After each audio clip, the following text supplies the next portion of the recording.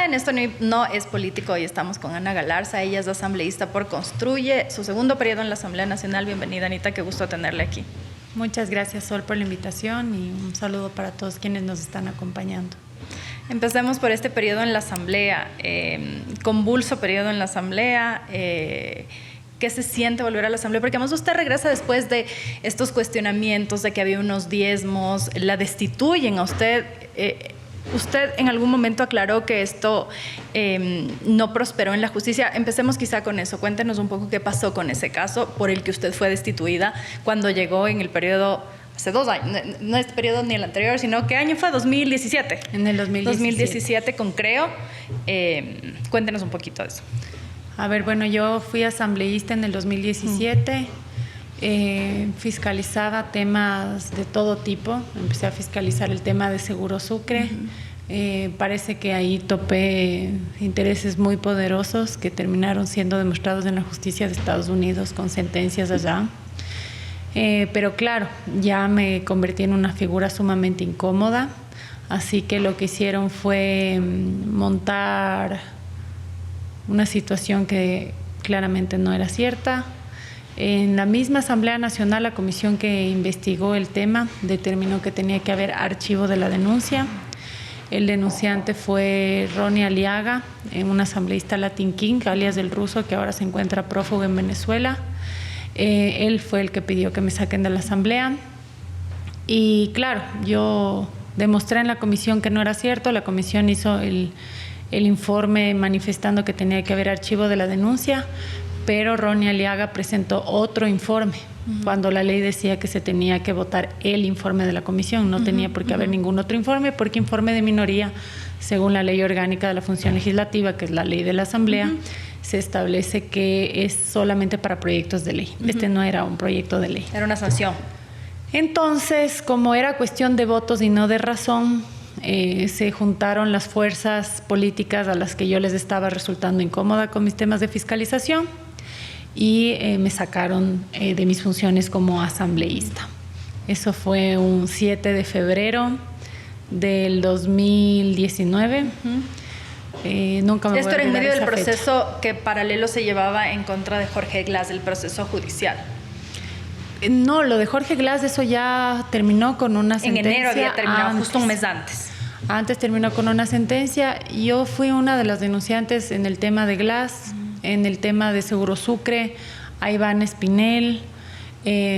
Yo fui miembro de la comisión de la Asamblea que señaló que Norma Vallejo había cobrado diezmos de ella, sí. Ella terminó que fue destituida también. Fue destituida y terminó con una sentencia, porque en el caso de ella era real. Entonces, todos los procesos de fiscalización que yo llevé adelante siempre terminaban con sentencia. ¿Cómo no les voy a resultar incómoda? Pero en este caso inicia por gente de su equipo que le acusaba a usted de haber pedido diezmos. La persona que acusaba de eso no trabajaba en mi equipo, trabajaba en el equipo de Janine Cruz. Y él no podía decir que a él se le había pedido un centavo. Él decía que él creía que a los miembros de mi equipo se le pedía y los miembros de mi equipo decían que no, e incluso presentaron sus estados de cuenta, aparte de sus versiones donde sus recursos estaban en sus cuentas y todo eso. Por eso es que en la misma asamblea se determina archivo de la denuncia. Después ya pasa a la parte administrativa de la Asamblea Nacional, porque esto fue la primera instancia, que era la instancia política, donde es la fuerza de los votos. Ya en la parte administrativa, nuevamente se demuestra que no era cierto lo que decía Ronnie Aliaga, y jamás me pueden hacer una sanción administrativa. ¿Por qué? Porque los funcionarios administrativos no tienen inmunidad parlamentaria. Ellos sí eran susceptibles de acciones por daños y perjuicios si es que me respetaban mi debido proceso y todos los elementos que se presentaron, demostrando que no era cierto lo que se estaba imputando.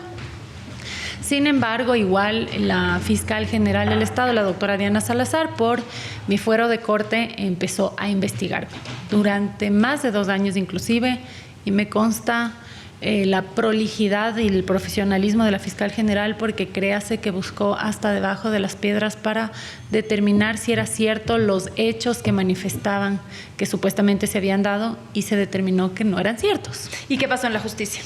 Obviamente no, jamás me acusaron. O sea, no hubo acusación al final. Jamás. La fiscal general, de hecho, pidió el archivo. Ya que lo investigado no constituía ningún delito, en Corte Nacional de Justicia se determinó de igual manera, y no nos olvidemos que también tuve que pasar un examen especial de Contraloría, donde de igual manera no se encontró ningún indicio de responsabilidad, ni civil culposa, mucho menos indicio de responsabilidad penal. Es decir, en todas las instancias se demostró que pues siempre se dijo la verdad por mi parte. Y claro, la justicia humana a veces puede ser imperfecta, pero de la justicia divina nadie se escapa solo. Cuando pasó el tema de la destitución en la asamblea ese 7 de febrero, yo le agradecí a Dios. Le dije, tú ves cosas que yo no veo, escuchas cosas que yo no escucho, y yo sé que para los que te amamos todas las cosas son para bien, aunque me duela porque era una injusticia. Quien presidía ese pleno era Viviana Bonilla. Se encuentra prófuga.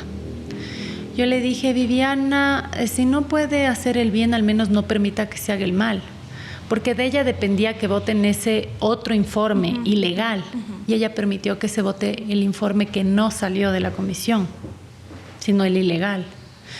Yo le decía, ¿cómo van a juzgarme solamente por lo que dice una persona cuando se demuestra con todas las pruebas que no es cierto lo que dice? Y ella solo asentía así con la cabeza. Quien operó los votos al interior de la Asamblea Nacional era un asambleísta llamado Daniel Mendoza Arévalo. Terminó preso. Ron Eliaga está prófugo. El abogado que impulsaba este tema lastimosamente falleció en un accidente de tránsito. De la justicia divina, no, de lo que le digo es que de la justicia divina nadie se escapa. Lastimosamente eso. Pero estamos infiriendo que todo esto fue porque fueron injustos con usted.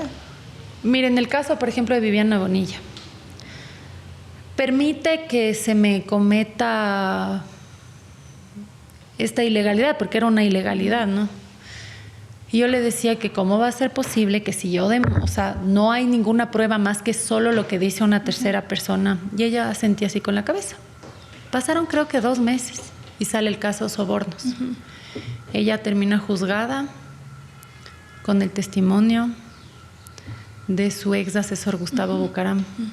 Y ella decía que cómo le van a juzgar solo con el testimonio, que era una injusticia. Pero eso no nos demuestra, si entiendo su punto, si nos salimos un poco del esoterismo o de las creencias, que está bien, que hay una debilidad también en las instituciones, porque finalmente esto demuestra que si es que lo que usted dice es correcto con respecto a usted, con respecto a Bonilla, que un testimonio basta para condenar a una persona. En su caso, finalmente se libra o no, pero estas denuncias hay de muchos otros procesados en muchos casos, que las instituciones no son lo suficientemente sólidas, sea la asamblea, sea la justicia, para poder procesar, y que termina habiendo gente que pide años justicia y no llega, o que terminan siendo condenados personas que no necesariamente debían por un testimonio, por falta de prolijidad.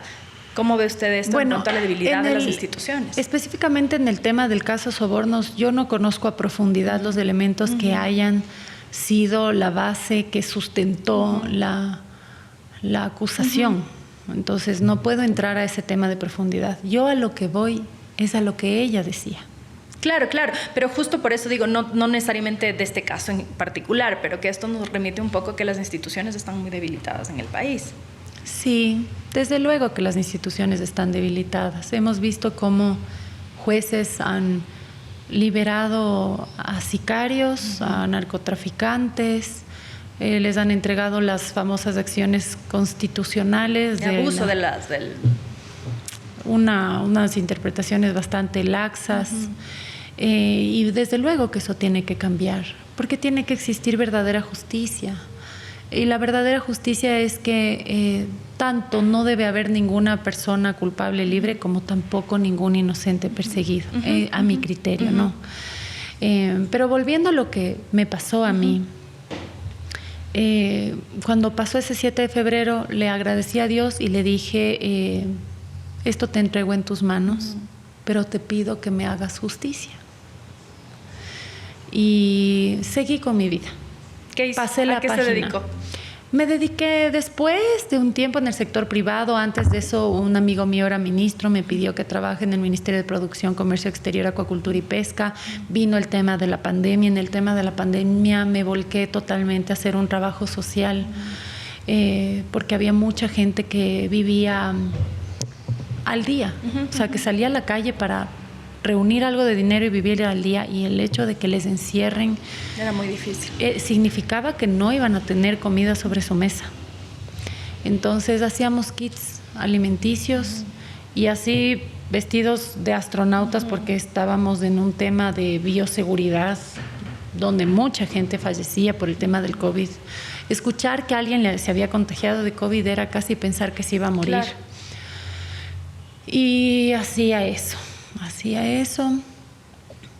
Trabajaba igual ya en el sector privado. Mamá, homeschooling, ¿no? Qué difícil que fue esa parte, porque justo en esa época había que enseñarles a escribir, a leer. Y si ya les admiraba antes a los maestros, mi abuelita es maestra, mi mamá es maestra, mi tía. Yo vengo de una familia de muchos maestros y siempre les he admirado.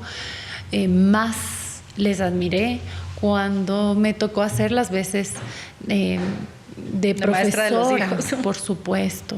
Qué difícil también para los profesores tener que llevar las clases con los niños vía virtual, de captar su atención.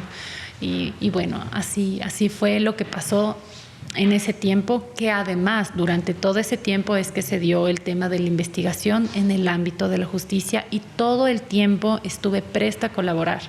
A tal punto, tal vez esto no conozca mucha gente, pero me pidieron que fuese embajadora. Y yo le agradecí mucho a la persona que lo hizo. Esto era en el gobierno del presidente Moreno. Moreno, sí, el presidente Lenin. Me hizo esta invitación. Mandar? ¿Tú te acuerdas a dónde era? Budapest, puede ser. Pero más allá de dónde era, yo le agradecí eso, porque él decía, lo que te hicieron fue una injusticia.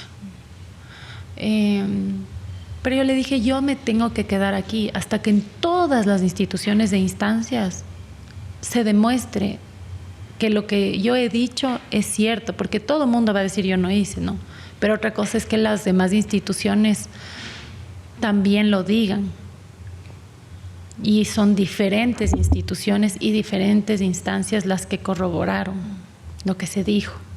¿Y el juicio se archivó?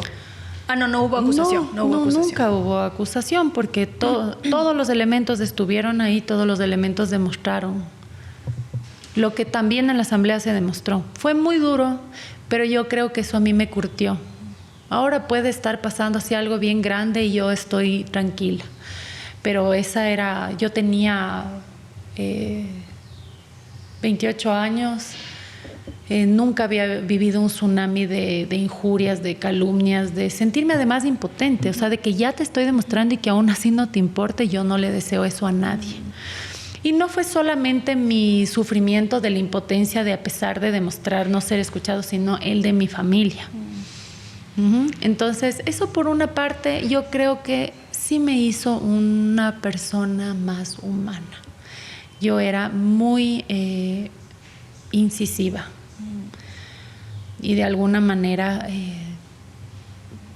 creo que sí me cambió positivamente.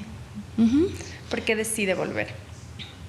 A ver, el bicho de la política no se va. Qué linda es esa pregunta, porque me recuerda a una persona que siempre voy a querer y que ya no está aquí con nosotros, que es Fernando Villavicencio. Se da el tema de la muerte cruzada. ¿Por qué he decidido volver a la asamblea? Se da el tema de la muerte cruzada, y tempranito en la mañana me llama el Fernando. ¿Usted tenía una buena relación con Fernando Villavicencio? Amiga personal. De hecho, cuando él estuvo en el exilio, eso es curioso. En el 2010, que es cuando se da el 30S, yo estuve un mes en China. Yo salí el 29 de septiembre a China, y en China no hay noticias occidentales. Yo nunca supe qué pasó el tema del 30S en ese momento, y cuando yo regreso, mi papá me cuenta, mira todo esto que pasó. En eso, Fernando Villavicencio con Clever Jiménez y Carlos Figueroa ponen una denuncia por temas de delitos de lesa humanidad y todo eso, ¿no? Y Correa contraataca. Entonces mi papá siempre venía y me hablaba de ¿y qué tal lo que pasa con Fernando Villavicencio? Y yo no estaba tan empapada, y la verdad que me gusta mucho conversar con mi papá, así que me puse a leer todas las noticias para entender lo que había pasado en ese tiempo que yo no estuve aquí. Y ahí conocí a través de las noticias quién era Fernando Villavicencio, su lucha y todo lo que había hecho, y le admiré mucho. Y mi papá, naturalmente, también le admiraba mucho. Y ahí conocí quién era Fernando Villavicencio, cómo conozco a Fernando Villavicencio. Yo llego a ser asambleísta y yo estaba... Ya en 2017, o sea, 7 años después de eso. Sí, pero en todo ese tiempo siempre le seguía al Fernando. Para como ciudadana. Como ciudadana, por supuesto. Como una ciudadana que siempre estuve enterada de los temas políticos. Ajá, que le interesaba la política. Claro. Y sigue siendo un poco complicado para un joven interesarse de estos temas porque casi no encuentras jóvenes de 21 años que estén leyendo decretos presidenciales o acuerdos ministeriales, etcétera, ¿no? Pero todo ese tiempo le seguía. Cuando yo llego a ser asambleísta, el Fernando estaba en Perú. Porque estaba siendo perseguido. Claro, cuando salió al exilio en algún Salió momento. por segunda vez, porque la primera vez estuvo donde los Sarayacos y esta vez se fue a Perú. Entonces yo estaba fiscalizando un tema de la venta de gasolina a las flotas chinas que estaban depredando Galápagos. Ya. Y él me dice, yo tengo información, me escribió por Twitter en ese entonces, ahora X. Y yo le digo, bueno, mándame. Y me dicen, no, es que yo esa información no te puedo mandar, tienes que venir a ver. Y bueno, me mandó su ubicación donde estaba. En Lima. En Lima, estaba en San Isidro y compré tickets de avión y viajé. Y regresé con una memory y una maleta llena de documentos que sirvieron para, se podría decir, un trabajo en equipo de fiscalización que hice cuando fui asambleísta. Ahí se conocieron. Ahí nos conocimos y nos hicimos amigos. Y de eso hasta el día de la muerte cruzada siempre estábamos en contacto. Cuando él fue candidato a asambleísta nacional, igual se le apoyó en su campaña. Obviamente voté para que él sea asambleísta nacional. Me dio mucho gusto que vaya como presidente de la Comisión de Fiscalización. Así que él me pide el día de la muerte cruzada que sea candidata a la asamblea. Y yo le agradezco y yo le digo, déjame pensar. Y se queda así en silencio y me dice, ¿pero qué tienes que pensar? Quiero que encabeces la lista en Tungurahua, que vayas conmigo. Y además quiero que te reivindiques. Quiero que los que te sacaron te vean regresar a la asamblea después de lo que te hicieron. Y ahí dijo sí. Y me quedé pensando, y ahí todavía no le dije sí, me quedé pensando y le dije, bueno, pero de todas formas tengo que conversar, o sea, informar, escuchar opiniones. ¿Por qué? Porque cuando pasó lo que pasó, mi familia sufrió mucho. Y cuando yo lloraba, yo no lloraba por mí. Yo lloraba porque a ellos les dolía mucho lo que me decían, porque no era cierto. Y ellos, mis hijos por suerte eran bien chiquitos. Ya, pero mis padres, mis hermanos, mis abuelitas, mis tíos, todos, mis suegros, mis cuñados, todo mi entorno familiar sufrió. Entonces yo tenía que conversar este tema. Pero dijeron como que, como siempre, te vamos a apoyar. Si es que es así, bueno, que Dios te bendiga ya. Entonces le llamé y le dije que aceptaba y se puso muy contento y me dijo, vas a ver, yo quiero que te reivindiques y es más, vas a ser la más votada, me dijo. Y yo me sonreí en ese momento porque yo decía, no sé, bueno, que sea lo que tenga que pasar y la campaña era muy cortita además. Y esa también es una experiencia bien agridulce de mi vida, porque hice una campaña muy hermosa, impulsándole también al Fernando. Yo personalmente creía que iba a ser un presidente muy valiente, que iba a ser un presidente que un país convulsionado por mafias que querían tenerle arrodilladas al país iba a tener una mano dura. Era mi pensamiento y mi convicción, y eso yo creo que lo transmitía y llegamos a lograr que él crezca mucho en la provincia de Tungurahua, que ya le respetaba, que ya, o sea, le veía también al Fernando como le veía también yo. Cuando eran eventos cercanos a Tungurahua, ya sea en Chimborazo, sea en Cotopaxi, yo le acompañaba. El día 9 de agosto tenía el evento en el Coliseo del Colegio Anderson. También me invitó a que vaya, pero el 10 de agosto nosotros teníamos agendado un concierto, una caravana con el mismo Fernando, y yo tenía que afinar todos los detalles. Y ¿En le dónde digo, iba a ser? En Ambato, sí. Iba a ser lindísimo, iba a ser espectacular. Entonces, pero tenía que yo seguir preparando material y tanta cosa, y le digo que no puedo ir. Además, el Fernando estaba súper mal de la garganta porque había dado discursos en todo el país y estaba cansado. Yo le dije, Fer, ya no vayas a eso porque tienes que descansar un poco. Y dijo, es que no, yo no le puedo quedar mal a la gente que se está reuniendo para verme. Y bueno, por un lado tenía razón. Y no fui. Él me volvió a llamar y nunca voy a borrar. Yo tengo el chat con el Fernando desde el 2021 y nunca voy a borrar. Para mí es como un tesoro.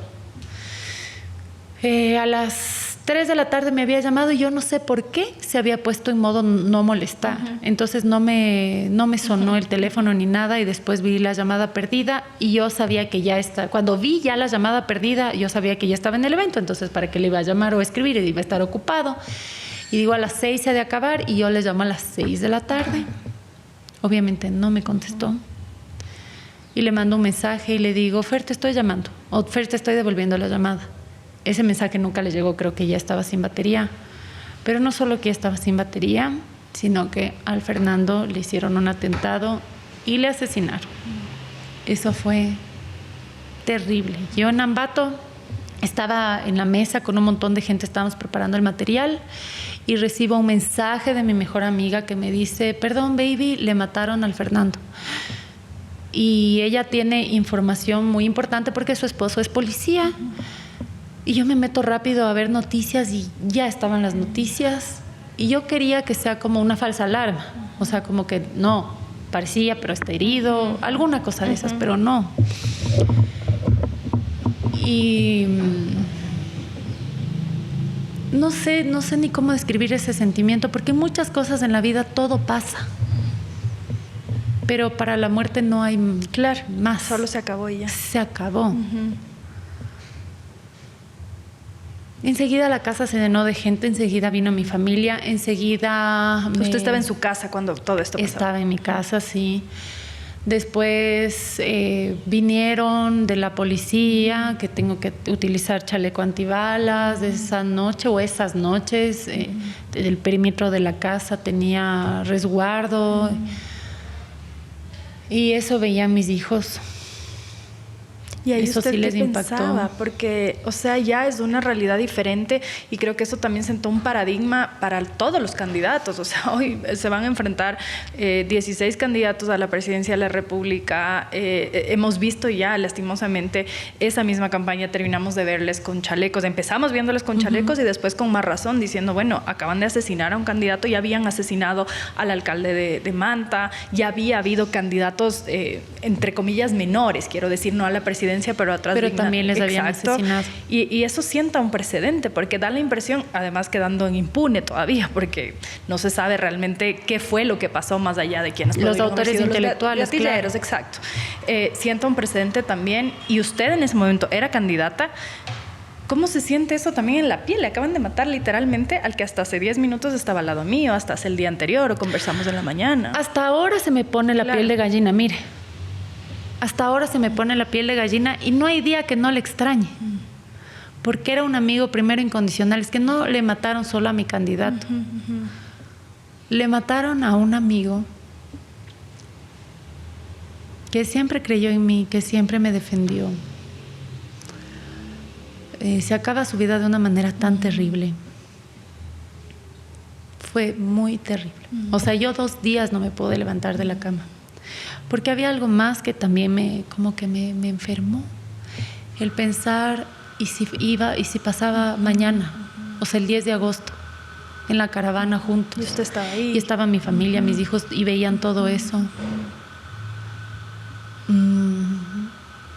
Yo hasta le soñaba al Fernando.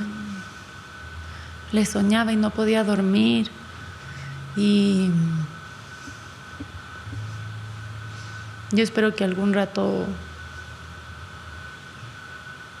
sane, porque fue muy fuerte. Y sí, o sea, mientras no haya como que la justicia total de que los autores intelectuales respondan, es una astilla metida ahí. Claro.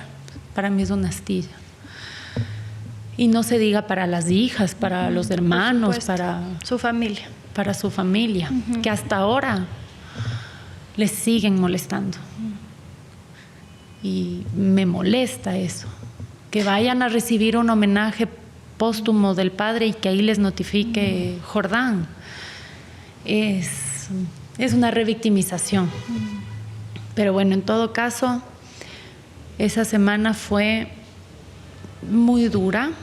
A los 2 días dije, como sea me tengo que levantar y yo tengo que seguir hablando del Fernando, porque también lo peor que podría pasar es que él quede así, derrotado, olvidado. Yo lo sentía así, o sea, una persona que yo sentía como que se había inmolado casi, que enseguida dieran la espalda a lo que sucedió y se olviden. Entonces yo salía con mi chaleco, que era tan pesado que me hacía derrames aquí en la cresta ilíaca, aquí en la cadera. Todos los días terminaba con derrames así morados de lo pesado que era. Tenía, me acuerdo, igual resguardo que me acompañaba. Y no sé, pues ya se quedaba ese miedo así latente. Pero ¿no sintió en algún momento ese impulso de decir hasta aquí? Porque además usted tiene hijos pequeños, o sea, la realidad cuando uno tiene hijos es diferente, ¿no? Sí, por supuesto. Ese es un sentimiento indescriptible. Es como que sí, soy mamá y qué miedo, pero qué miedo que el país no cambie.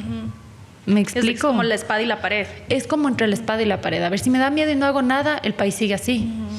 Y si venzo el miedo y hacemos o intentamos un cambio, el país puede mejorar para que nuestros hijos, para que nuestras generaciones, para que los que amamos no vivan en el miedo que nosotros estamos viviendo. Ahora, Anita, las condiciones del país se han ido solo degradando. Es decir, estamos hablando desde 2007. Bueno, yo hago periodismo desde 2009, 2008.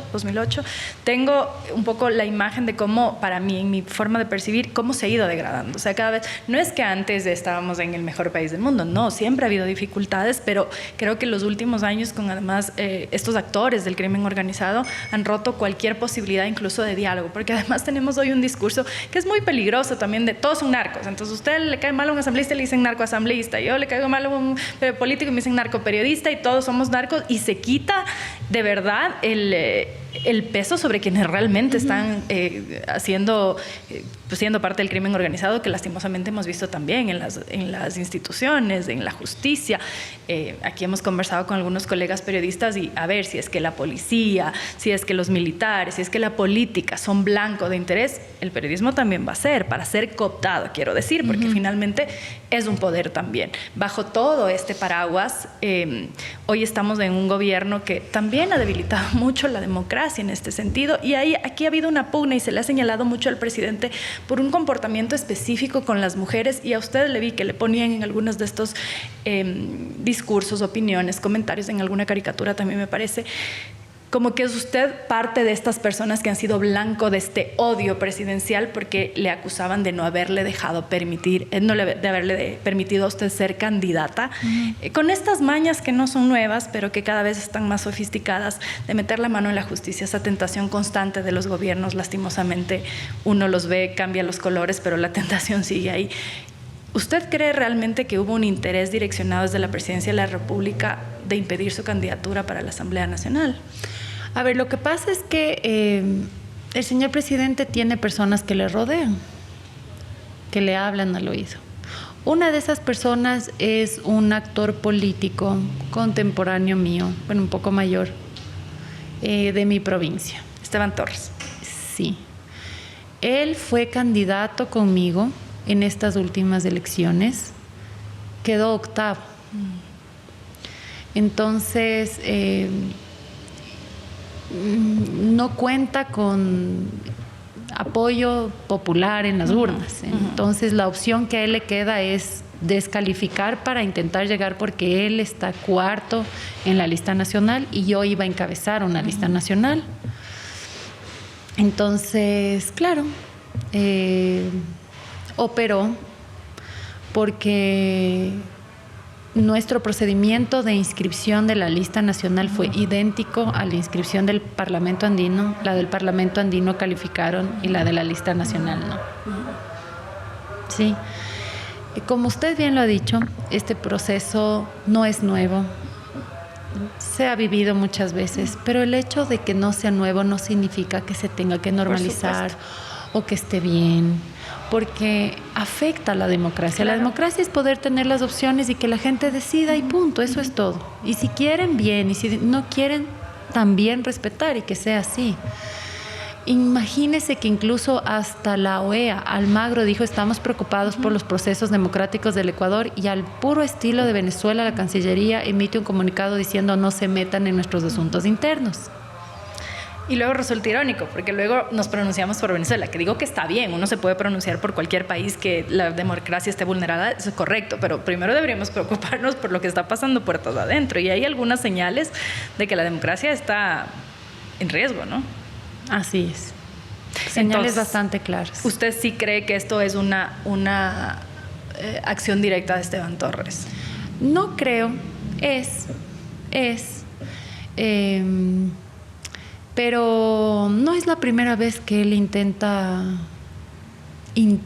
anularme. Él fue una de las personas que votó para que me destituya. Y tuvo que verme ganándole, pese a lo que he intentado.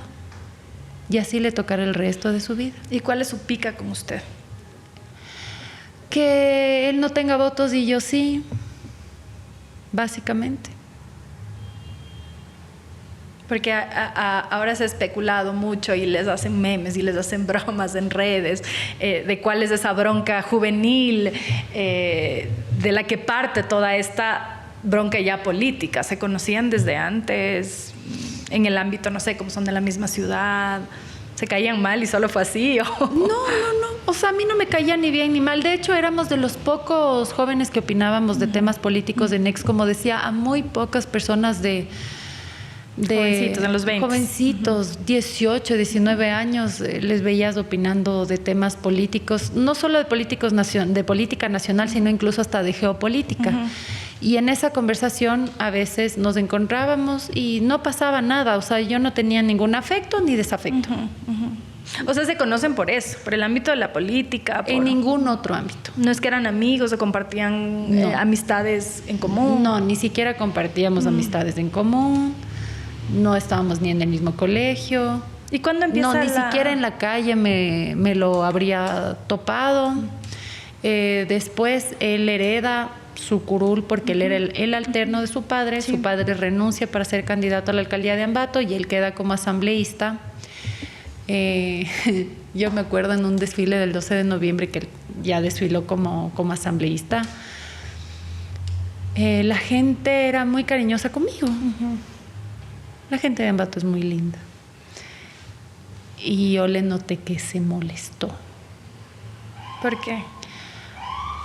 No sé, o sea, le decía que, él verbalizaba, decía, qué bestia, decía así, porque las niñas se acercaban, me daban flores. Pero ese cariño no era solo el resultado de un trabajo político, sino de una mujer que a sus 17 años fue reina de Ambato, que hizo mucha labor social y que nunca dejó de hacer labor social. Me parece que ese tipo de situaciones le molestaban bastante. Y él sabía que era ilegal mi destitución, sabía que era mentira lo que estaban diciendo, pero para él lo más importante era que me lance en lodo. De todos modos es irónico porque le vuelve a poner en esta misma posición de no poder ser asambleísta. Hablábamos al inicio de cómo salió de la asamblea usted contó un poco cómo habían sido las cosas desde su perspectiva y ahora nuevamente no va a poder candidatizarse a la asamblea. Nuevamente tiene esa misma sensación de gracias a Dios, Sí, siempre. ¿Cómo la siente? Que cuando las cosas simplemente no se dan, en verdad es por algo. Es por algo. Yo cuando tenía mis 27 años y fiscalizaba cosas fuertes, Dios no quiere y tal vez me sucedía lo mismo que el Fernando. ¿Me entiende? Claro. Que a veces uno en ese momento se frustra por una circunstancia porque quiere algo, pero capaz con el tiempo en retrospectiva dices, bueno, no era lo mejor. Cualquier persona sola le va a frustrar la injusticia, la ignominia, la mentira, la calumnia. ¿Pero qué aprendió usted de ahí?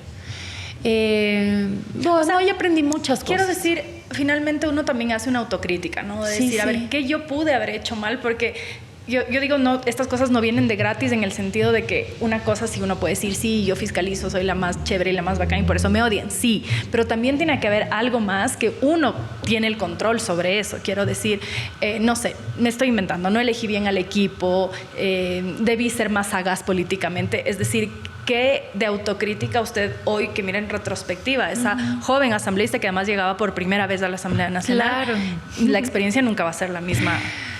No, yo sí aprendí mucho. Yo creo que hay dos formas de atravesar algo así de fuerte. La resiliencia o alguien que se consuma en el rencor y en no superar y estar, ¿no? Como que te pique una serpiente y que tú te pongas a perseguir a la serpiente en vez de sacar ese veneno y para salvar tu vida. Yo me concentré en sanarme y que la serpiente se encargue Dios. Se encargó fuertemente. Es muy católica usted, católico cristiano. No soy religiosa, pero soy muy creyente y le busco mucho a Dios porque soy muy imperfecta. Yo no me acerco a Dios porque sea una persona perfecta, sino porque soy muy imperfecta, le necesito mucho de su sabiduría antes de tomar una religión. Es como una fe. Es una fe inmensa, muy grande, muy grande. Le busco todos los días le agradezco, apenas abro mis ojos le agradezco. Cuando pasan cosas buenas le agradezco, cuando pasan cosas que tal vez yo no quería que pasen también le agradezco, porque sé que siempre querrá lo mejor para quienes le amamos y él sabe que yo le amo mucho. Pero en este momento nuevamente, a pesar de que puede tener una actitud resiliente, decir, bueno, las cosas pasan por algo, porque al final del día a uno no le queda mucho más que decir eso, porque si ya estás en una situación en la que no tienes control, que quizá lo mejor es justo lo que usted dice, como soltar un poco y ya pasará lo que tenga que pasar. De todas maneras, ¿cómo se recibe también esa frustración de, a ver, usted dice, calificamos, mandamos exactamente igual una lista y la califican, pero mandamos la otra y esa no la califican? Entonces también vuelve un poco esta sensación de frustración, de decir, a ver, quiero hacer algo desde su perspectiva por el país, con su línea política, cuestionada o cuestionable, buena o mala, independientemente de eso, es su derecho a participar como política en la actividad, y nuevamente no se puede. ¿Qué lección parece decirle, no sé, el universo, el mundo, sobre su participación en la vida política? ¿Le desincentiva o le hace pensar que hay otras alternativas? ¿Cómo ves? No me desincentiva, no me sorprende nada. O sea, ¿Ya esperaba algo así? No es que esperaba y decía, no, es que esto va a pasar, sino que cuando pasan este tipo de arbitrariedades o ilegalidades, no me sorprende, porque ya le conozco la calaña de gente que es, calaña. Entonces no me sorprende, o sea, cualquier tontería que venga de esta persona no me llama la atención. Cuando se reunía escondidito con los hermanos Aquisela y les grabaron y él quería negar y le dicen, ay, pero hay videos, después dijo que se habían reunido a comer pizza. Ahora que Wilman Terán, alias, al periodista que hizo el reportaje, le bloqueó al periodista. Una joyita el baby. Pero le lanza a usted sus pullas. Yo me divierto. A él no le divierte, pero a mí me causa gracia. Me causa gracia de ver cuántas veces él intenta bloquearme y cuántas veces tiene que volver a verme ganándole. ¿Y será que vuelve a pasar algo así? Que vuelven a enfrentarse en una arena política électoral o en otro escenario similar y se vuelve a ganar. ¿Qué se imagina? No sé, porque ahorita ya como asambleísta pues no pudo participar, pero eso no quiere decir que nunca más en la vida va a poder. Claro. O sea, eventualmente va a llegar otro momento. Puede pasar. Pero usted con su sonrisa es hecha la que no dice nada y dice bastante. Es que mire, ¿qué es lo que pasa? Cuando viene una lead política, yo me enfoco en lo mío, en transmitir lo que yo creo, de convicción, lo que me apasiona. No me lleno de ninguna mala energía. Durante el proceso de campaña yo no veo redes sociales. Estoy totalmente desintoxicada y más bien yo me lleno del cariño de la gente, de los abrazos de la gente, de los niños. Y para mí es muy bonita esa experiencia. Sea lo que sea, es algo que estoy disfrutando y que me hace feliz, de verdad. Entonces, el resultado se da por añadidura. En cambio, este otro ser se frustra porque no tiene ese ángel. Se para en una esquina en la provincia y le pifean. En su propia provincia. En la provincia de él, en la provincia que compartimos. Entonces sí me causa gracia. Que a mí me abracen después de lo que él me hizo y a él le pifeen. Y entonces ahora va a terminar su periodo, ¿con qué sensación? Porque al final era regresar por un periodo corto, ¿no? Porque era para completar este mandato.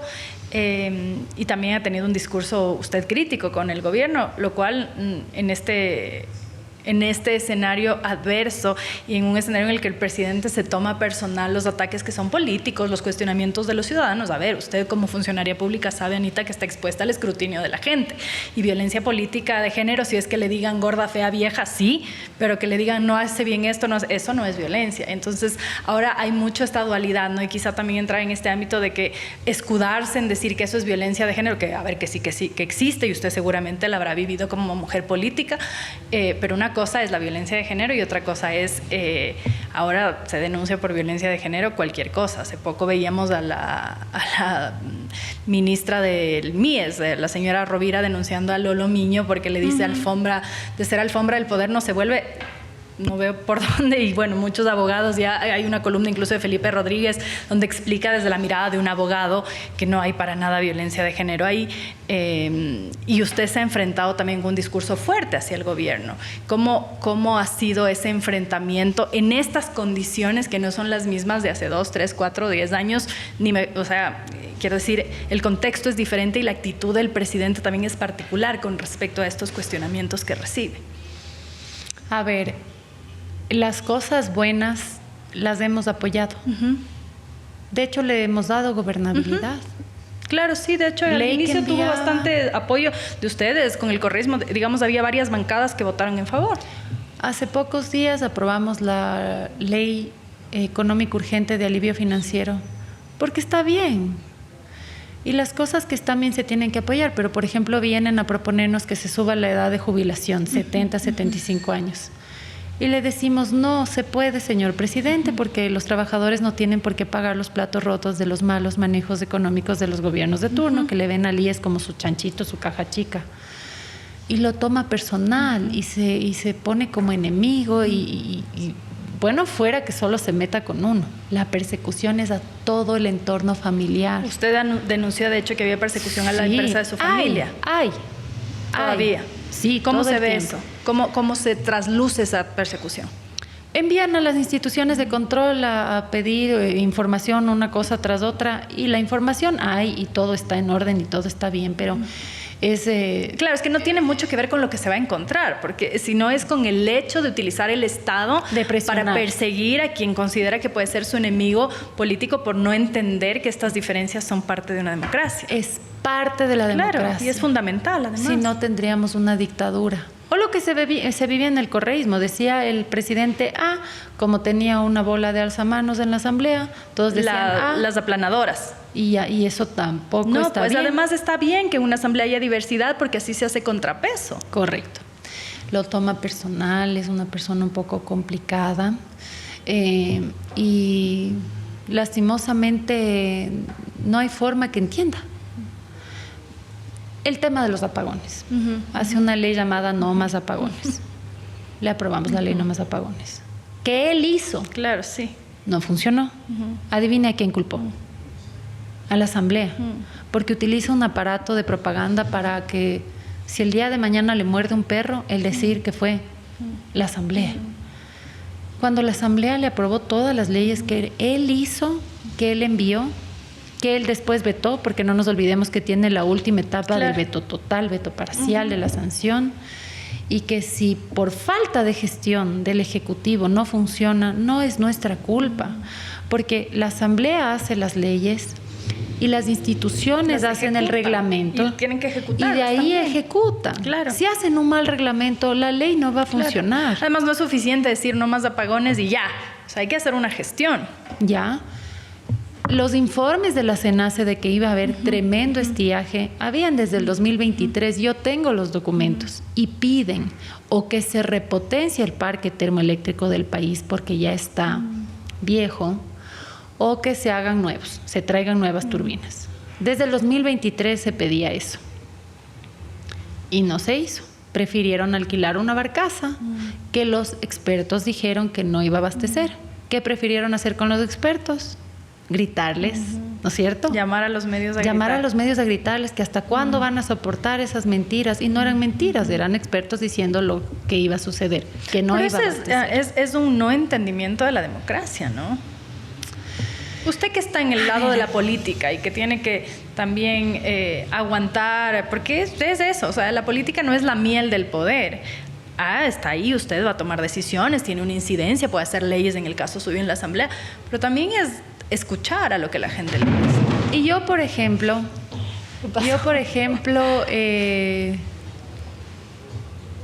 leo, escucho, incluso las críticas que obviamente estamos expuestos a recibir, y está bien. Está bien que cuando algo no les parezca lo digan y cuando tiene un sustento real, corregir. A veces son críticas que por confusión dicen, ¿por qué hizo tal cosa? Y en realidad no es eso. Y tú, como estabas ahí y sabes técnicamente cómo son las cosas, sabes que no es así. Y ya. Y en otros casos tal vez hay puntos de vista que tú no habías visto y que ahora estás tomando en cuenta y que los incorporas y que ayudan incluso a enriquecer las propuestas que se presentan en la Asamblea Nacional, porque muchas de las propuestas que he presentado en la Asamblea Nacional nacen de las necesidades ciudadanas. Pero es que si no es así, ¿para qué llegar, gente, no? Ya, yo sí escucho a la gente y leo a quien me critique y respeto incluso su derecho a criticarme. ¿Eso le costó aprender?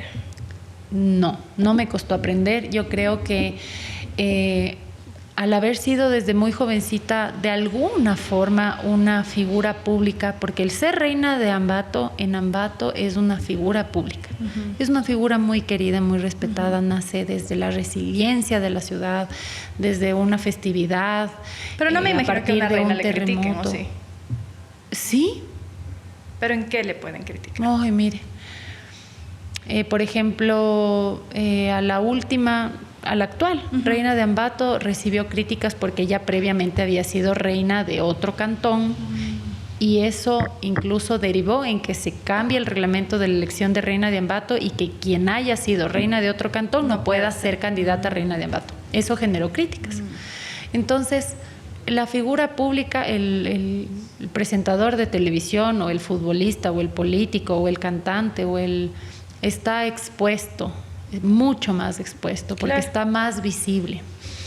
Si en la sociedad misma la vecina, la hija de la vecina se ha quedado embarazada, van a hablar, los vecinos probablemente lo van a hacer. Así ha sido la sociedad. Y yo creo que ojalá en algún momento se pueda cambiar para que los criterios que demos sea primero preguntando, investigando y ahí comentando. Y no al revés. ¿qué pasa? Pero aún así yo creo que tengo mucha paciencia. ¿Sí cree que esa es una de sus virtudes? Sí, claro, porque me permite ser feliz. Yo soy muy feliz sola. A pesar de cualquier cosa, todo pasa. Y ese todo pasa es una de las frases que hasta me voy a tatuar, ¿verdad? Sí, se va a hacer un tatuaje. ¿Dónde se va a tatuar? Antes de la pandemia ya. ¿Pero dónde se lo va a tatuar? Aquí, todo pasa. Y me iba a hacer uno en la columna que decía resiliencia y que se abría una florcita. Pero este todo pasa es una frase que me decía mi papá y que me ayudó mucho. Y que cuando algo sucede que no me gusta, me acuerdo y digo, todo pasa.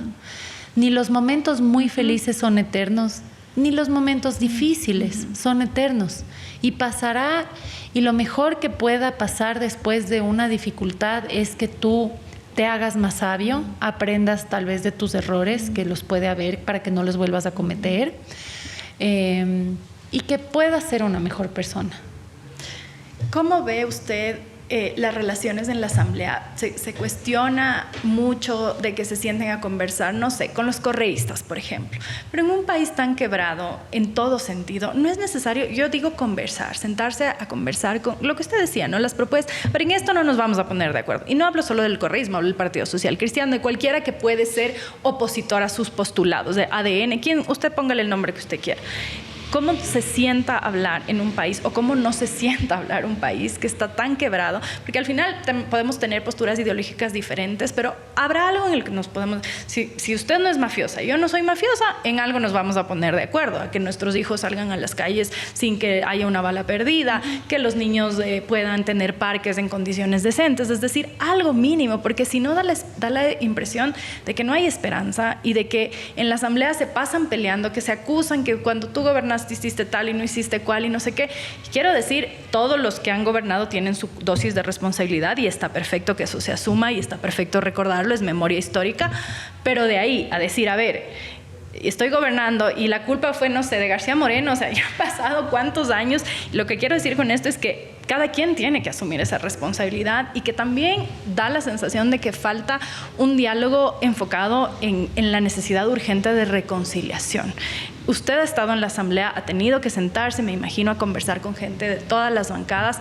¿Es posible sentarse a conversar y sin que haya este peso de que ahora uno cualquiera le dice al presidente tal cosa? Es que tú eres correísta. Ay, qué absurdo. Hasta usted no. Ya le dijeron eso, ya me estaba riendo la otra vez. Es un absurdo, es una locura. Imagínense, a mí el correísmo me quiso ver destruida. O sea, por Dios, cuando yo critico que no se da prioridad a pagar diálisis, por ejemplo, ¿por dónde me hace correísta? Pero es que es eso, además de esta etiqueta de pensar, yo como periodista, y le respondí a alguien que me preguntaba sobre esto, he visto gente valiosa en todas las organizaciones políticas. Me dicen, di quién, yo no digo porque no les voy a hacer propaganda a los que luego les tengo que preguntar, pero yo creo que en todas las organizaciones hay gente valiosa y lastimosamente en todas las organizaciones hay el riesgo de que haya gente corrupta. En la vida es así, Sol. Exactamente. En la vida, no solo en la política, exactamente. hasta en las familias. Exactamente. ¿Ya? A ver, es necesario el diálogo. La política del odio le ha hecho mucho daño al país. El diálogo para encontrar pero Anita, perdón puntos... que le interrumpa, ¿y cómo hacemos mea culpa todos? Quiero decir, correcto, los políticos, sí, los periodistas, todos, de contribuir quizá de una u otra manera a este... Estoy convencida de que uno tiene que tener una mirada crítica de las cosas. O sea, lo que usted me dice, yo lo pienso con crítica y digo, a ver, ¿será, no será? O sea, tengo una respuesta mientras pero yo estoy pensando... Pero es diferente al odio. Exacto. Pero no la odio ni a usted ni a nadie. O sea, una cosa es una crítica y otra cosa es el odio. Exacto. Es diferente. Totalmente. Y de hecho, yo creo que si alguien no aprecia a una persona, no le critica y deja que se siga equivocando. Claro, cuando tú aprecias o quieres que algo vaya bien, criticas para que se corrija, claro, claro, y le vaya bien. Claro. En lo personal, yo no quiero que a ninguna autoridad le vaya mal. Por supuesto. Porque es el piloto de la nave donde estamos subidos todos. Entonces, cuando se hace ya un fuerte llamado de atención, es para que se corrija y que las cosas mejoren. Cuando denuncio un sobreprecio en la actualidad, no es porque sea correísta. De hecho, los correístas no han hecho eso. Yo no les he visto en esa actitud. Es porque no puede seguir dándose ese tipo de situaciones. Claro. Sea el gobierno de quien sea. Por supuesto. Y además porque esa es mi función. Mi función es legislar y fiscalizar. Y es lo que yo tengo que cumplir, porque para eso me eligieron, para que se cuiden los recursos del país, porque si se siguen dando sobreprecios, nunca va a haber plata que alcance, y plata que además el país no tiene, porque ha pasado crisis tras crisis tras crisis. Entonces, yo creo que sí es importante el diálogo, que no se tiene que hacer la política desde el odio. Y por eso es que en la Asamblea Nacional han habido muchas leyes que se han aprobado por unanimidad. ¿Qué quiere decir eso? Que absolutamente todas las bancadas legislativas han votado a favor. Lo que quiere decir que sí es posible. Por supuesto que es posible, y además es necesario. Porque tener una política conspirativa, obstructivista, no le ayuda a nadie. Tener una política crítica para que lo que está mal se corrija, se encamine positivamente, es necesario para el país. Y eso no me hace una odiadora. Claro que por supuesto que no me gusta ni me gustará el autoritarismo. Claro. No me gusta que no se respeten las normas. Pero Anita, a veces da la impresión, no sé, usted dirá, que me gusta mi tirano. El tirano del otro no me gusta, pero el mío sí. O sea, el que a mí me gusta, no digo por usted. No, yo sé que no dice por mí, pero yo le entiendo, por la sociedad. Ajá, como porque que las acciones que le criticaban al del pasado son las que le aplauden al de ahora. Y eso se llama doble rasero. Y el autoritarismo está mal ante cualquier autoritario. Y eso nunca me va a gustar. Y eso siempre criticaré. Y eso no me hace ni afín acá ni afín acá. Pues que además reconocer que un gobierno, sea cual fuere, el de Noboa, el de Moreno, el que usted quiera, ha hecho algo que está bien, o decirle al otro gobierno que está haciendo algo que está mal, no le hace ni del un bando ni del otro. Pero en esta polarización sí. Buscan polarizar. Pero ¿no cree que también hay réditos en eso? O sea, políticos, quiero decir que hay una... Sí, el presidente pretende disfrazarse de anticorreísta para captar ese voto duro, que en segunda vuelta yo le llamaría dirimente. ¿Y eso significa qué? O sea, cuando él se disfraza, dice usted... ¿Por qué digo disfraz? Porque quien le entregó la vicepresidencia de la Asamblea Nacional al correísmo fue ADN. Quien le dio la presidencia a la Comisión de Fiscalización al correísmo fue ADN.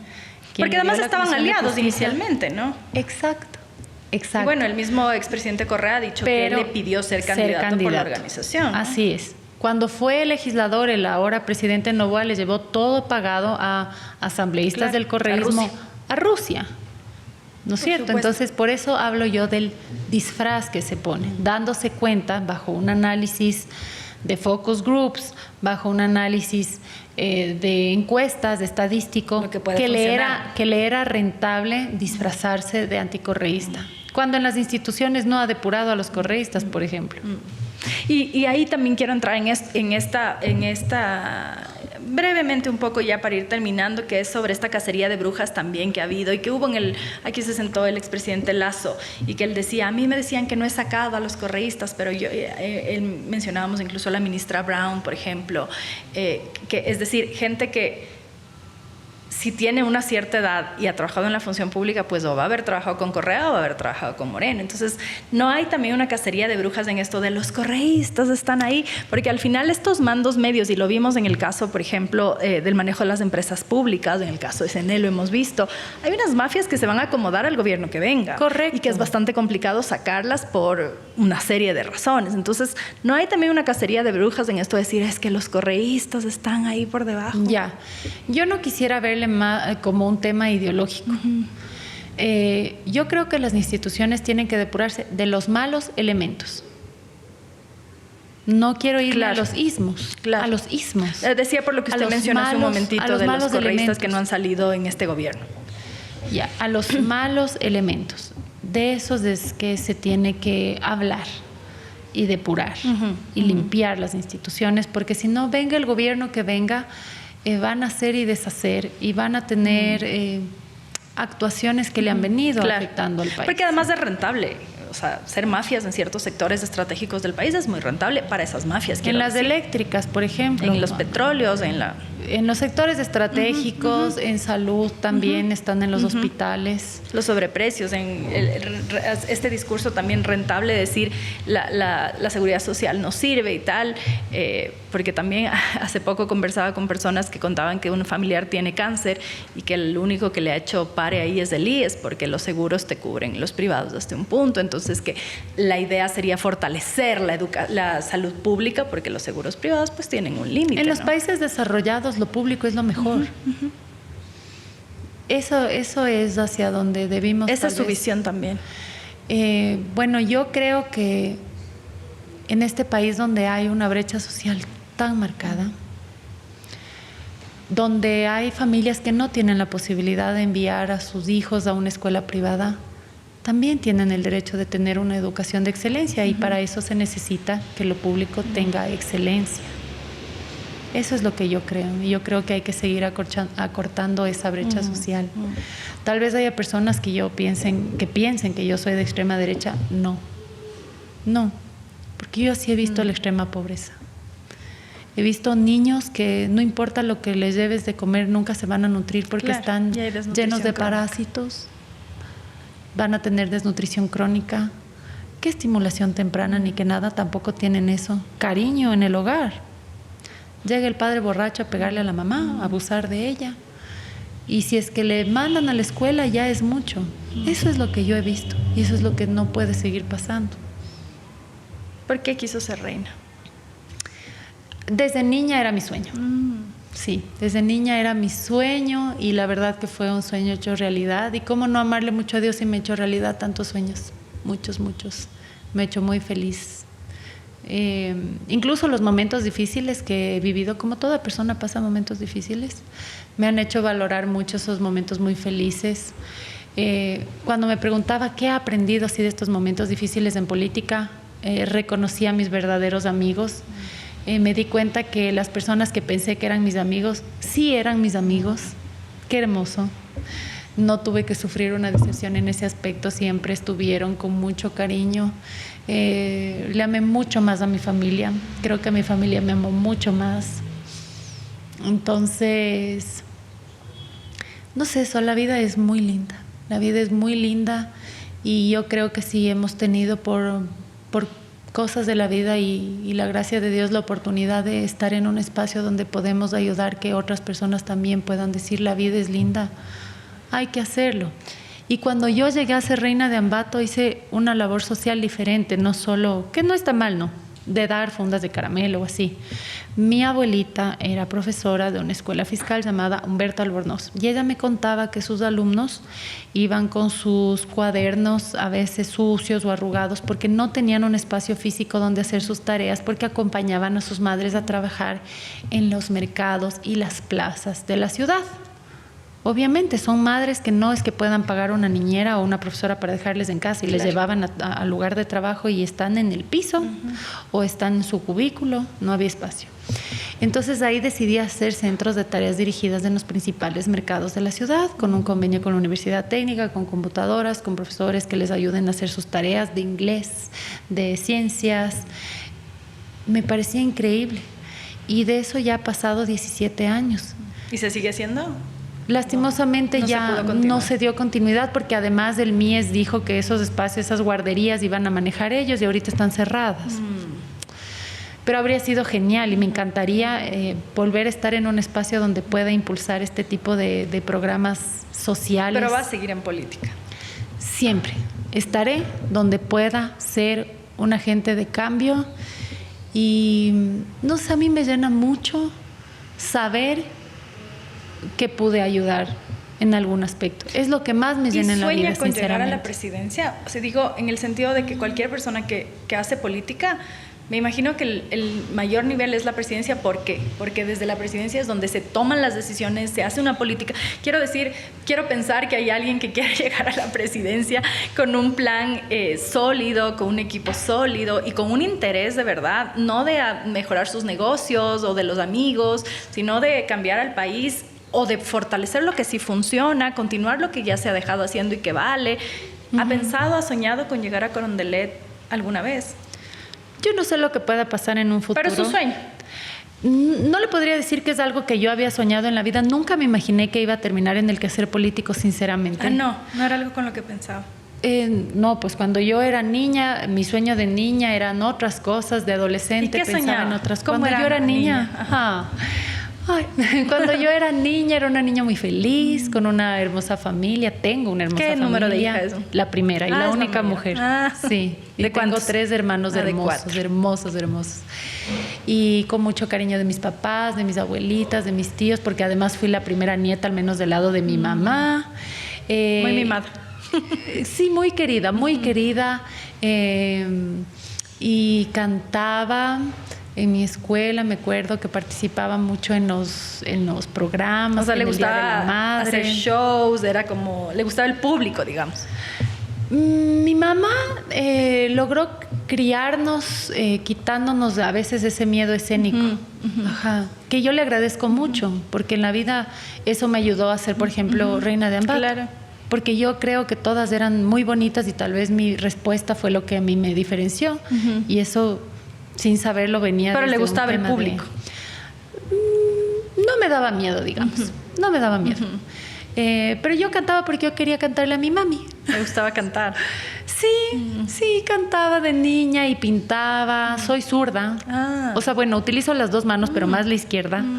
Entonces pintaba y así fue mi infancia. Entonces yo tal vez soñaba, no sé, en pintar grandes cuadros. De niña uno no sabe que ser artista en el Ecuador es bien complicado. Y siempre quise participar en el reinado de Ambato. Yo les veía así subidas en el carro alegórico, rodeadas de flores, de frutas y además que hacían la labor social y rodeadas de los niños. Me parecía tan bonito. Después en el colegio quería ser diseñadora. O sea, pensaba en una cosa que no tenía nada que ver. O sea, no en ningún momento la política. O sea, entonces al final llega la política, ¿por qué? ¿Por coincidencia?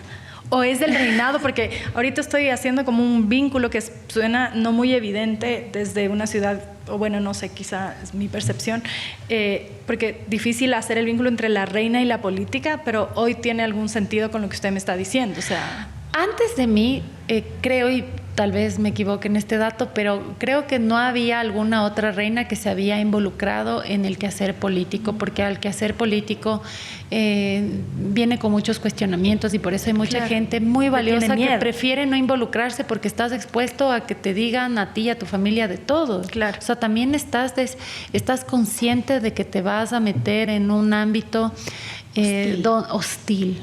Y no todo mundo está dispuesto a sacrificar su tranquilidad, sí, claro. Porque de alguna manera sí estás consciente que vas a tener que bañarte en aceite. Sí.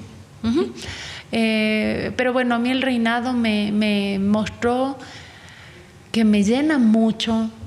Hay algo que se llama la pirámide de Maslow y están las metanecesidades, que ya vas cumpliendo todas y están las metanecesidades. Yo siento que llegué a ese espacio. O sea, que fue muy grande y casi yo le equiparo al momento en el que di a luz a mis hijos. Esa felicidad tan grande es la misma felicidad que siento cuando puedo ayudar a alguien. Me hace muy feliz, de verdad. Cuando mi padre me lleva a hacer unas evaluaciones para decidir qué carrera seguir, yo quería, como decía, me gustaba el arte, ser diseñadora, y nunca me salió diseño, me salía cura, monja, enfermera, médica, abogada, y también me salía diplomacia, me salía política en esos, y me hizo 3, porque yo decía, y con ninguno se identificaba. ¿qué es esto? Pero con esos no se identificaba. Y estudié psicología. Mi primera carrera es psicóloga, y después estudié psicopedagogía y terminé, y ahora soy abogada, ¿no? Pero si tú te das cuenta, estas carreras todas tienen, en mi punto de vista, una visión de servicio. Y al menos en la abogacía, todo dependerá de a quién decidas defender o acusar, de que sea servicio o que te prestes para cometer una injusticia. Yo nunca voy a estar del lado. O sea, desde que salió de la asamblea terminó su carrera, porque estaba terminando, eso sí me acuerdo, la de psicología, y luego se metió a ver, en la asamblea yo era psicóloga. Ya era. Sí. Derecho. Estaba estudiando ahí. Estaba estudiando. Y fue bien fuerte porque yo tuve que seguir estudiando en medio del tsunami. Yo le llamo a ese capítulo del libro de mi vida el tsunami. Y concentrarse y estudiar, pero tuve profesores maravillosos. Y se graduó de Derecho. Y me gradué, nunca dejé de estudiar. Me gradué de Derecho. Entonces, todas estas situaciones que he vivido en mis 35 años de vida me han permitido, sin darme cuenta, formarme para estar en estos espacios de servicio. Y si en algún momento la vida, y Dios así lo quiere, y tengo la posibilidad de ser la mujer que decida mejorar el país, yo aceptaría. O sea, sí ese se atrevería desafío. a candidatizarse a la presidencia. Sí. Y ¿qué le dicen sus hijos, Anita? después que pasó lo del Fernando, mi hijo tiene mucho miedo. Y siempre que yo tengo que viajar es como que, pero vas a estar con seguridad. O si me quedo un ratito prolongado en la vereda, yo le veo así que se pone nervioso. ¿Por qué? Porque cuando pasó lo del Fernando, él estuvo en la casa. Él vio cómo se llenó de gente, él vio cómo llegó la policía, él vio cómo me daban el chaleco, él vio cómo yo estaba... Yo casi me desmayo sola, es que fue una impresión tan grande, o sea, en cuestión de minutos no hubo Fernando y no hubo nada que hacer. Es un sentimiento que ni siquiera lo puedo describir. Entonces, ¿y su hijo le pone un poco en el... 10 años cumplió hace poco. Es pequeño para estar preocupado por es eso. Pequeño, pero él es como un adulto. Yo supongo que como nos escucha tanto en en familia hablar tanto de política y todo eso, él entiende mucho de cómo funcionan estas cosas. Es maduro en ese sentido. También le ha tocado difícil porque por mi trabajo no es que haya podido ser una mamá tan presente como yo habría querido estar. A mi hija no le interesa nada de política. Ella no le interesa y no le gusta, pero sabe, o sea, sí sabe, pero en el caso de mi hijo Francisco es diferente. Yo creería, no sé, que tal vez él tenemos incluso... un político en potencia. Sí, por cómo veo, además él es muy inteligente. Los dos son sumamente inteligentes y no es porque sean mis hijos, sino porque en realidad lo son, pero a la vez son diferentes. Mi hija Ana Paz es muy artística y canta y pinta y así, ¿no? Y mi hijo es súper serio, es súper formal, es súper estructurado. Quería ser militar, creo que sigue queriendo ser militar. Tan chiquito, ya sí, sabe. Desde chiquito quería ser militar, ahora quiere ser militar. Wow. La tiene clara en todo caso. Sí. ¿Y qué aprende de sus hijos? ¿Qué le enseñan ellos a usted? Ay, no, yo aprendo mucho de ellos. Y creo que ellos me salvaron la vida. ¿En qué sentido? Porque cuando pasó el tsunami, yo sentí que no tenía fuerza, o sea, después de pasar en un proceso donde se demuestre que aún así no les importe, yo sentía que eso podía pasar en todos los ámbitos y no tenía fuerza. O sea, yo no le deseo a nadie que pase por arbitrariedades, por injusticias, porque la impotencia es uno de los sentimientos más tenaces que se puede pasar. Me acuerdo de la frase de mi papá, de todo pasa, y de... abrazarles a mis hijos y de sentirles a ellos muy felices sin entender que ahora le tenían mucho más a la mamá todos los días en la casa y sentirles así felices. Eso me contagiaba y me daba fuerza y todo pasó. Y si me pongo así como un poco que se me cierra el pecho es que me siento orgullosa de la mujer que soy ahora, de que soy una persona sin rencores, de que soy una persona que no le desea el mal a nadie, y que soy una persona que quiere un país más justo, porque viví una injusticia y no quiero que nadie viva ninguna injusticia, absolutamente nadie, me caiga bien, me caiga mal, o sea, indistintamente de quién sea la persona. De que al ser madre, en los ojos de los niños del país que yo he recorrido, de ese país tan desigual, veo los ojitos de mis hijos. Y que no quiero que ningún niño se acueste con hambre. Y que no quiero que ninguna familia se separe porque tenga que ir a buscar suerte en otro país porque aquí no encuentran oportunidades. Y unos llegan, ¿no? Otros no llegan, sí. Se endeudan con el chulco para pagarle a un coyote, para pasar situaciones durísimas, llegar a otro país, estar lejos de la familia, si es que llegan. Y eso a mí me impulsa mucho, mucho, mucho. Cerrando, Anita, ¿quién es la persona a la que más admira? Tiene que ser solo una. Pueden ser. Pueden que ser. no me dé 20. La persona a la que más admiro son mi papá y mi mamá. ¿Por qué? Porque ahora que soy mamá y veo todo lo que hicieron en nuestra crianza y las decisiones de vida que tomaron para con nosotros, me parecen unos cracks. Y cómo salieron adelante, cómo nos educaron. Ahora que soy mamá, les amo mucho más. O sea, si ya les amaba porque uno ama a los padres, ahora que soy mamá y que noto cuántas veces se desvelaron por cuidarnos, cuántos sacrificios hicieron por educarnos, y ahora me doy cuenta, no les juzgo, les admiro, les amo y les honro. ¿Su mayor miedo? Faltarles a mis hijos. ¿Su mayor sueño? Que podamos todos respirar paz. La última vez que lloró. Casi hoy. ¿Qué le pasó? Pero hace rato. Porque cuando me acuerdo del tema del Fernando me afecta todavía. Por eso decía, espero ya en algún momento poder sanar. Porque cuando sanas te acuerdas, pero no sigues sufriendo. Yo le sigo sufriendo. No hay ese sentimiento tan presente. Sí, yo le sigo sufriendo la situación del Fernando. ¿Con qué se calma? ¿Qué le desconecta un poco cuando está estresada, cuando está preocupada? He aprendido cuando estoy estresada a desconectarme de ese estrés fácil. ¿Pero qué hace?